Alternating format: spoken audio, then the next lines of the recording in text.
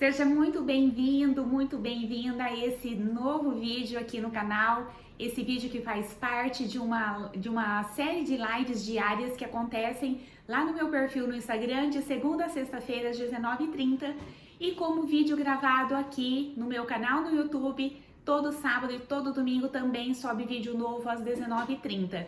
E eu convido você então a fazer parte desse grupo de pessoas que estão estudando, lendo, acompanhando a leitura da Bíblia em um ano. Já estamos então no livro dos Salmos, no Antigo Testamento, bem como na primeira carta aos Coríntios, no Novo Testamento. E o nosso propósito é ler a Bíblia em um ano. E vamos conseguir, porque já estamos no mês de outubro, estamos na data certa, não estamos atrasados, estamos na data certa. Então, no dia 31 de dezembro, iremos concluir a leitura da Bíblia em um ano. E o propósito, então, o principal propósito desses vídeos é para aquelas pessoas que nunca leram a Bíblia, que conhecem só de algumas passagens, e assim é possível você conhecer todo o contexto bíblico, todas as histórias, e além de tudo, nós destacamos aprendizados para aplicarmos na nossa vida cotidiana. Por isso, se você ainda não é inscrito nesse canal, se inscreva, compartilhe com alguém que você sabe que será abençoado com essa palavra e vamos lá, curte também, tá? Que é importante a sua curtida aqui. E vamos lá, então, hoje nós vamos ler, olha lá minha gata, hoje vamos ler os Salmos 116, 117 e 118, ler não, né? Comentar. E também os versículos de 1 a 19 do primeiro livro de Coríntios, escrito por Paulo. Vamos lá, o Salmo 116, cuja ideia principal é a salvação vem do Senhor, por isso o louvarei. Olha só, calma, né, Isa? Você nem está lá ainda? Ai, eu tirei do lugar, mas já está aqui. Ele inicia assim o Salmo 116. Eu amo o Senhor porque Ele inclinou para mim seu ouvido e, portanto, enquanto eu viver, o invocarei. Os laços da morte me envolveram e, surpreendido pelas tribulações do inferno, encontrava-me em profunda angústia. Invoquei o nome do Senhor, ó Senhor, liberta-me. O salmista aqui está dizendo que o Senhor o libertou de uma angústia profunda, ele se diz até enlaçado ali, né, pelo mal do inferno, era uma angústia profunda, quem sabe uma depressão, e ele disse, eu disse, Senhor, livra-me, o Senhor me livrou, por isso eu o louvarei enquanto eu viver.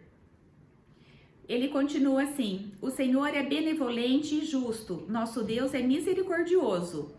Volta minha alma ao teu repouso, porquanto o Senhor tem sido generoso para contigo.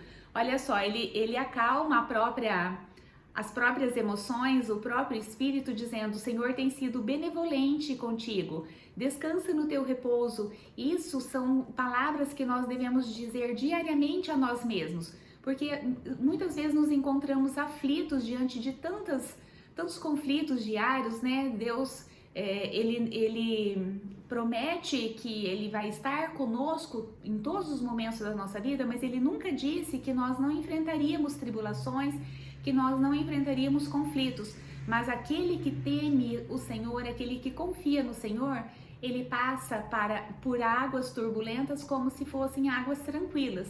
Por quê? Porque o seu espírito descansa no repouso do Senhor, assim como diz o salmista aqui no Salmo 116.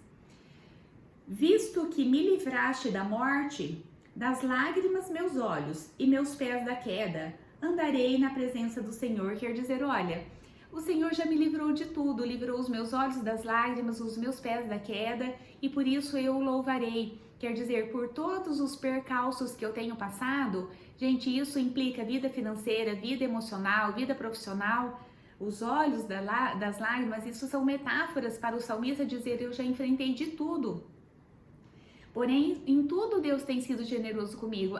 Por que eu vou temer? Aqui na sequência ele vem dizer assim, como poderei retribuir ao Senhor todos os seus benefícios para comigo? Como que nós retribuímos ao Senhor todas as graças que Ele coloca sobre a nossa vida? Com gratidão, com oração, com louvor, com atos de bondade, atos de amor para com o próximo. E ele diz assim, cumprirei meus votos para com o Senhor na presença de todo o seu povo. nos átrios da casa do Senhor, no seu interior, ó Jerusalém, aleluia. Quer dizer, quais são os votos que eu posso fazer com o Senhor acerca de o louvar e glorificar por todas as bênçãos que Ele derrama sobre mim todos os dias?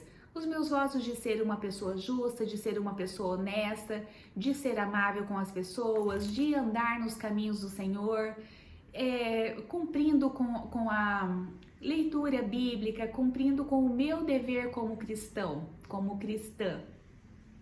Isso eu posso hoje, na minha vida, dizer que são os votos que eles faziam na época. À época eles faziam votos de ir a Jerusalém, de subir para louvar no templo, para glorificar no templo, assim como Ana, mãe de Samuel, fazia todos os anos. Todos os anos eles iam ao templo, que não era ainda em Jerusalém, eles iam ao templo para louvar a Deus, para entregar a oferta das colheitas. E isso hoje nós podemos trazer para a nossa vida como atos mais simples, mas porém não menos importante do que era na época. E assim os nossos votos são cumpridos diariamente com as minhas atitudes, com a minha benevolência, com a minha justiça, com a minha honestidade, com a minha sinceridade, com a minha verdade. E o salmista então finaliza: eu estarei, todo o tempo na casa do Senhor, no seu interior, ó Jerusalém. E assim finalizamos o Salmo 116. O Salmo 17 são só 2 versículos, mas pensa nos versículos profundos e assim, muito gerais. Olha lá, a ideia central é: a fidelidade do Senhor é para a eternidade. Nações todas louvai o Senhor, povos todos glorificai-o. Quer dizer, mundo todo. Olha, mundo, olha, nações, olha, povos. Louvai o Senhor, povos todos, glorificai-o. Porquanto, quer dizer, porque o seu amor nos ultrapassa e a fidelidade do Senhor é para a eternidade. Quer dizer, olha lá, o seu amor, ele está muito além do que nós podemos imaginar, do que a nossa inteligência consegue alcançar, do que o nosso espírito consegue imaginar. E porque o seu amor, ele é grandioso assim, e a sua fidelidade, Senhor, é para a eternidade. Quer dizer, o que mais eu preciso? Além de um amor que ultrapassa em tudo e uma fidelidade eterna.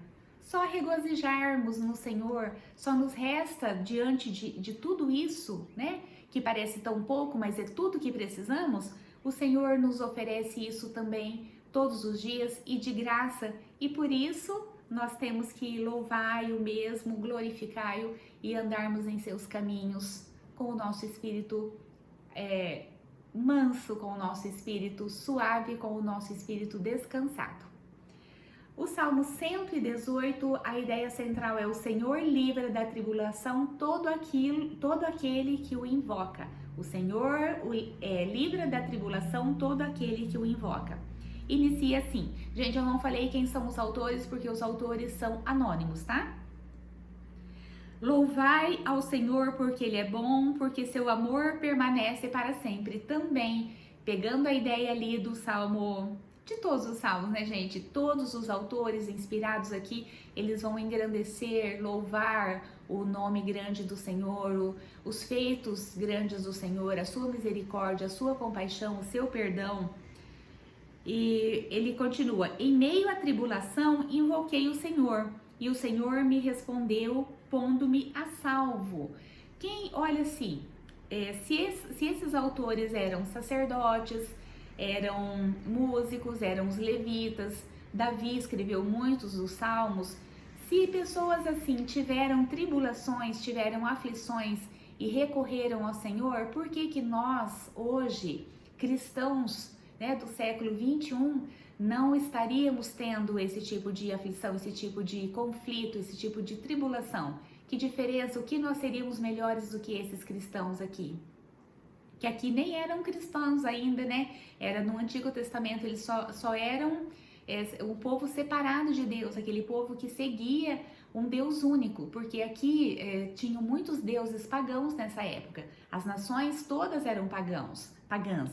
O povo escolhido de Deus foi Israel. E aqui são salmos escritos pelo povo de Israel.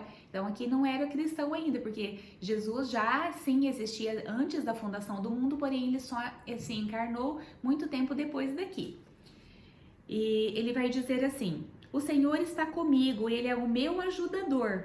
Verei a derrota dos meus adversários. Quer dizer, Senhor vai batalhar comigo, Ele é comigo todo o tempo, o Senhor está comigo. Toda vez que eu invoco, Ele me responde e eu verei então a derrota dos meus adversários, e é só no Senhor que eu coloco toda a minha confiança. Por quê? Cercaram-me como um enxame de abelhas, mas logo se extinguiram como espinheiros secos. Espinheiros secos era aquela sarça ardente que Moisés viu lá no deserto. Por que chamou a atenção de Moisés aquela sarça ardente? Porque era para ter se consumido rapidamente, e Moisés percebeu que ela não se consumia.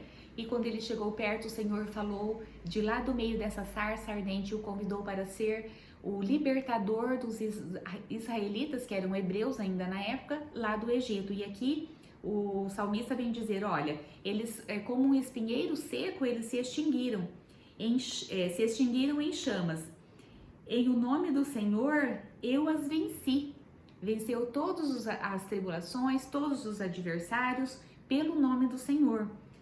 O Senhor severamente me castigou, olha isso, mas não me entregou à morte. Aqui, provavelmente, o salmista, se ele estava passando por tribulações, por conflitos, provavelmente ele tinha cometido algo, ele tinha se desviado dos caminhos do Senhor, ou ele tinha cometido alguma transgressão que fez com que ele soubesse que Deus iria castigá-lo, iria puni-lo.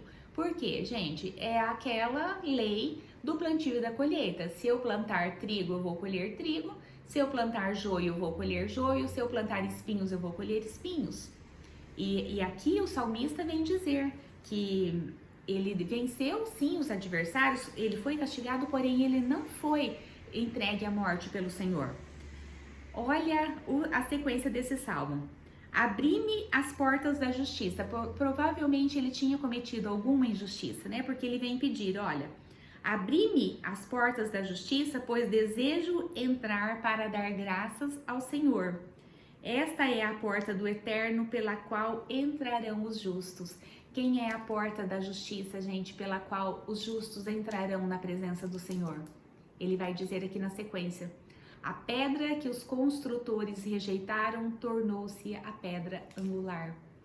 Esse salmo já prediz a vinda de Jesus, já prediz a vinda do Messias, porque o próprio Jesus citou essa citação, ele falou essa citação quando ele foi rejeitado em Jerusalém, que a pedra que os construtores rejeitaram tornou-se a pedra angular. Pois assim determinou o Eterno, quer dizer, Deus já havia determinado que Jesus seria rejeitado, mas que ele continuaria sendo a pedra angular, sobre a pedra que iria ser edificado o cristianismo, sobre a pedra pela qual nós encontraríamos a nossa salvação. E há uma passagem que eu não vou saber citar aqui agora, que diz assim, que sobre essa pedra, se essa pedra cair sobre alguém, esse alguém será despedaçado. E contra quem essa pedra, ou contra aquele que for contra essa pedra, também será destruído. Porque não há como o cristianismo, a salvação que vem de Jesus, cair sobre mim e eu ficar a mesma pessoa, muito menos eu ficar a mesma pessoa se eu me der contra o que essa pedra representa. Essa pedra, que é Jesus, é a nossa salvação, é a nossa redenção. Por meio dela, por meio dessa pedra que seremos glorificados. Então não há como eu dar contra essa pedra e continuar a mesma. Muito menos se essa pedra cair sobre mim, eu não vou continuar a mesma. Esse salmo, porém, tem essa ideia aqui. E por último ele diz assim, este é o dia com que nos presenteou o Senhor, festejemos e regozijemo-nos nele. O dia, qual dia? O dia da vinda do Senhor Jesus, o dia em que o Senhor Jesus iria nos presentear com a sua presença, com a sua encarnação, com a sua vinda aqui. a primeira vinda e a segunda vinda. Então vamos nos regozijar, ó justos, né? Os justos que vão entrar pela porta da justiça é que vão se regozijar nesse dia. E por fim o salmista termina: louvai ao Senhor porque Ele é bom, porque o seu amor leal dura eternamente. Todos os salmistas, eles têm essa ideia, né? Essa convicção de que o amor de Deus por nós, ele é leal e eterno. Ao que nós vamos temer? Não precisamos temer nada. Não tememos homens, não tememos aflições, não tememos tribulações. Por quê? Porque é Deus quem nos protege, é Deus quem nos guia, é Deus quem nos sustenta. E vamos lá para a leitura do Novo Testamento, então, capítulo 7, os versículos de 1 a 9 da primeira carta de Paulo, né, aos Coríntios. Vamos lá. A ideia aqui é casar-se ou abster-se do casamento? Mantenha-se como o Senhor o chamou, vai dizer Paulo. Vamos ver. Ponto 1, então, ele vem dizer que cada um tem o seu cônjuge.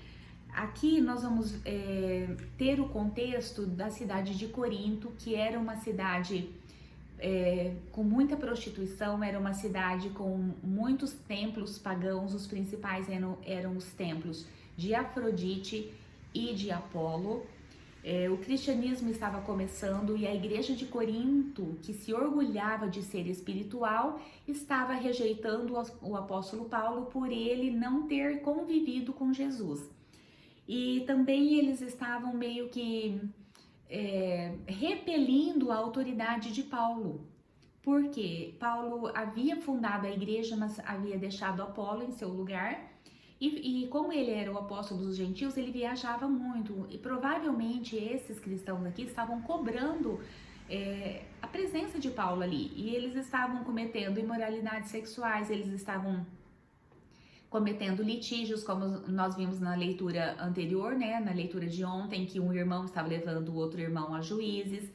E Paulo agora provavelmente está respondendo a cartas que eles mesmos haviam enviado acerca de casamento, de divórcio, de relações sexuais fora do casamento e dentro do casamento, manter ou não o celibato, porque na época eles achavam que as pessoas que não se casavam tendiam a ser mais santas do que as que casavam. Então Paulo vem tirar todas essas dúvidas aqui, vamos ver o que nos resta meditar acerca disso. Ele inicia assim: agora, em relação aos assuntos sobre os quais escrevestes, é bom que o homem se abstenha de relações sexuais com qualquer mulher, ele vem dizer. Não, né? Paulo vai falar aqui, eu sou puro, né? Eu não me casei, ou eu sou viúvo, nós não sabemos a situação dele, mas ele não tinha relações com mulher. Ele fala, olha, era bom que vocês ficassem como eu. Porém, por causa da imoralidade, quer dizer, da promiscuidade, cada homem tem a sua esposa e cada mulher o seu marido.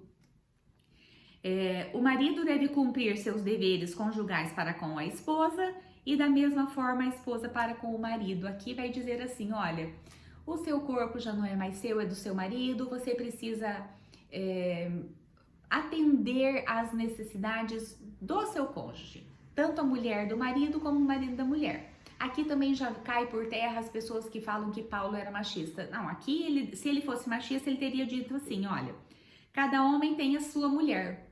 Pronto, ele não ia falar que cada mulher tem o seu marido. Não, aqui ele já deu direitos iguais de ter o seu esposo, a sua esposa, para que dentro do casamento pudessem se satisfazer sexualmente. E Paulo condena, então, o sexo antes do casamento e fora do casamento. Então, a única maneira de ter relações sexuais aceitáveis seria num relacionamento de casal. Então, antes do casamento é pecado e fora do casamento, quer dizer, se separou e vai se casar com outra pessoa, também não era aceitável, era como se era um pecado, entende? Depois ele vem falar sobre o marido ou a esposa descrente. Também ele vem dizer assim, olha, e também no casamento precisa haver sexo. É pecado ter sexo fora do casamento, mas não ter no casamento também é pecado. Por quê? Porque Satanás vai tentar. Ele vai dizer assim, olha, sabe, agora eu estou falando, a Isa, não é Paulo, não é ninguém que eu ouvi. Sabe aquela mulher que está brava com o marido, ela quer conseguir alguma coisa do marido e ela faz greve de sexo? Isso é pecado. Por quê? Porque dentro do casamento é preciso que nós satisfaçamos o outro e não a nós mesmos, e não a nós mesmas. E Paulo vem dizer, a única forma de vocês se absterem do sexo no casamento é de comum acordo para dedicarem-se à oração. Fazer um comum acordo, marido e mulher, dizer, olha, vamos ficar 15 dias, 10 dias, sei lá quantos dias, sem sexo para que nós possamos quebrantar a nossa carne. É fazer um jejum juntos, de comum acordo. Caso contrário, não. É obrigação no casamento ter sexo. Paulo é incisivo quanto a isso. Deixa eu ver aqui, acho que já deu. Vamos lá então. O marido ou a esposa descrente. Nessa época, como estava havendo um período de conversão, acontecia de as pessoas já estarem casadas e um se converter ao cristianismo e outro não. Paulo vem dizer, olha, se o seu cônjuge aceita você, crente ou descrente, permaneça casado assim mesmo. Agora, se estiver havendo alguma questão ali que não aceita ou que houver abandono, então Deus nos colocou nesse mundo para nós termos paz. Se isso estiver sendo um motivo de desavença, então que separe, que vá embora. Mas que seja para dedicar ao Senhor. Por exemplo, houve uma separação porque o marido descrente foi embora e a pessoa que era crente ficou, a pessoa crente não se case de novo, que ela dedique a sua vida ao Senhor, ao serviço do Senhor. E mesma coisa o contrário, se a mulher descrente foi embora e o marido crente ficou, que ele permaneça assim, se dedicando ao serviço do Senhor. Ponto 3, cada um viva como o Senhor o chamou. Aqui também Paulo vai fazer olha lá, daí deixa eu complementar aqui também. Ele vai dizer assim, vai haver casais em que o crente está se dedicando ao serviço e o descrente está ali, não, mas quando eu te conheci não era assim, eu quero que você volte a ser como antes, e a pessoa vai insistir, não, mas eu quero continuar casada, quem sabe o meu marido se salva, quem sabe o meu marido se converte. Paulo vem dizer assim, como pode saber, ó mulher, se salvarás o teu marido? Ou como sabes, ó homem, que salvarás tua mulher? Quer dizer, se isso está sendo motivo de contenda, se está tirando a paz, separe, porque você não tem certeza que o seu marido ou a sua mulher será convertido por sua causa. Então, que se for motivo de contenda, separe. Agora, se estiver vivendo em paz, cada um aceita a sua condição, um crente, outro descrente, tranquilo é para ficar casado. Se separar, que aquele crente fique só em serviço do Senhor. E por último, nesses versículos agora, ele vem dizer, cada um viva como o Senhor o chamou. O que quer dizer isso? Ele vai dizer, olha, se o Senhor te chamou casado, porque eles achavam que o celibato era mais importante, se o Senhor te chamou casado, permaneça casado. Você não precisa descasar e se dedicar ao celibatário para ser mais santo ou mais aceito, não. E se o Senhor te chamou solteiro e você acha que tá tudo bem solteiro, não precisa casar para achar que você vai ser mais aceito porque você se casou. E ele vem dar o exemplo assim, da circuncisão e do incircunciso. Lembra-se que houve até uma assembleia acerca disso? Que os judeus queriam que os gentios fossem circuncidados porque eles achavam que aquilo ali que fazia parte, que eles iam ser salvos por causa da circuncisão. Paulo vem dizer não. Se você foi chamado circunciso, continue circunciso. Se você foi chamado incircunciso, continue incircunciso. Não precisa se circuncidar por isso.